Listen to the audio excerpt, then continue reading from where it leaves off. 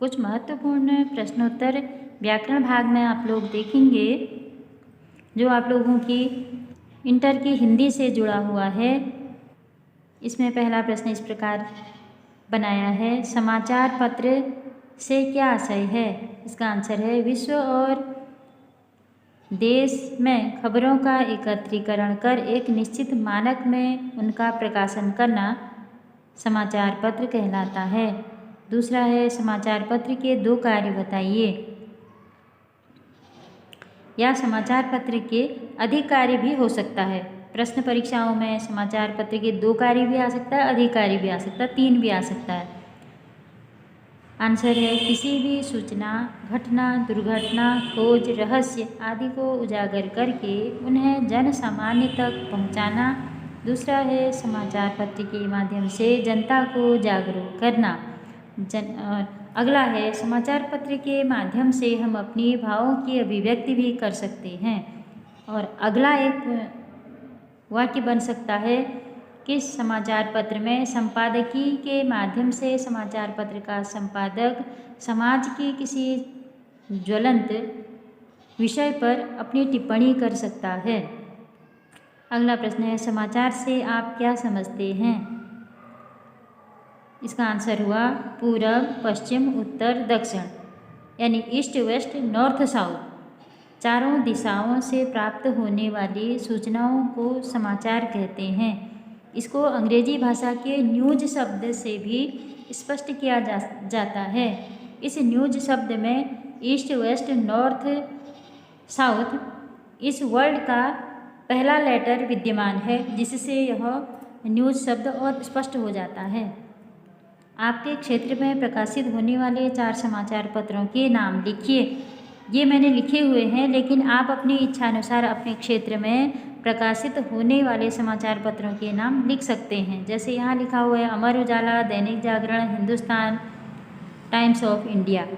प्रश्न है, सर्वप्रथम समाचार पत्र किस देश में छपा? आंसर है, इटली में। अगला क्वेश्चन है, समाचार पत्र कितने प्रकार के होते हैं? तो समाचार पत्र यहाँ क्रमवार लिखे हुए हैं मैंने। दैनिक समाचार पत्र, साप्ताहिक समाचार पत्र, मासिक समाचार पत्र, 6 माही समाचार पत्र, वार्षिक समाचार पत्र और एक समाचार पत्र और है पाक्षिक, यानी 15 दिन का पाक्षिक समाचार पत्र। अगला प्रश्न देखेंगे आप लोग, विज्ञापन की भाषा की मुख्य विशेषताएं बताएं। विज्ञापन की भाषा सरल, सरस, आकर्षक और अनेक भाषाओं का मिश्रण होती है। साथ ही इसमें अंग्रेजी भाषा का खूब प्रयोग होता है। उदाहरण के आधार पर यहाँ लिखा हुआ है मैंने, ठंडा ठंडा कूल कूल। आप लोग देख रहे होंगे ये ठंडा ठंडा सब हिंदी में है और कूल कूल इंग्लिश में है, जबकि इस ठंडे को मिला करके ही हम देखेंगे ये सारे सिनोनिम टाइप के हैं। आगे मैंने लिखा हुआ है, नवरत्न तेल का यह विज्ञापन है। क्वेश्चन है, पत्रकारीय लेखन से क्या आशय है? है समाचार माध्यमों में कार्यरत पत्रकार अपने दर्शकों, पाठकों और श्रोताओं तक सूचनाएं जिस रूप में पहुंचाते हैं या जिस साधन से पहुंचाते हैं उन्हें पत्रकारीय लेखन कहा जाता है। अब पत्रकारीय लेखन का मतलब, यहाँ पत्रकार जो हैं अखबार के लिए भी लिखते हैं, पत्रकार टीवी के लिए भी लिखते हैं, यानी टीवी में जो समाचार प्रसारित होते हैं, पत्रकार इंटरनेट के लिए भी लिखते हैं और रेडियो के लिए भी लिखते हैं। अब वहाँ समाचार लेखन का जो माध्यम वो इस्तेमाल करते हैं उसको पत्रकारीय लेखन कहा जाता है। अगला क्वेश्चन है, पत्रकारीय लेखन की सीमाएं बताइए। इसके ऑप्शन में ये भी हो सकता है, पत्रकारीय लेखन का क्षेत्र विस्तार। अब इसका अर्थ यह हुआ कि पत्रकार का कार्यस्थल कहाँ से है, कहाँ से कहाँ तक है। आंसर इस प्रकार है, पत्रकारीय लेखन का संबंध व सीमाएं वास्तविक घटनाओं, समसामयिक घटनाओं, समस्याओं और समसामयिक मुद्दों तक विस्तृत है, अर्थात फैली हुई है। अब इसके उदाहरण के रूप में मैंने यहाँ विषय लिया हुआ है, जैसे वर्तमान में कोरोना पर चर्चा। इस कोरोना पर चर्चा कोई भी पत्रकार राष्ट्रीय स्तर पर भी कर सकता है, अंतर्राष्ट्रीय स्तर पर भी कर सकता है। इसके अलावा आतंकवाद अंतर्राष्ट्रीय समस्या है, तो पत्रकार चाहे इस पर राष्ट्रीय या अंतर्राष्ट्रीय स्तर पर कर सकता है चर्चा। अगला क्वेश्चन है, जनसंचार का सबसे नया माध्यम क्या है? तो इंटरनेट नया माध्यम है। रेडियो सबसे पुराना है, उससे भी पुराना समाचार पत्र है, और उससे भी पुराने हमारे जनसंचार के कई साधन थे।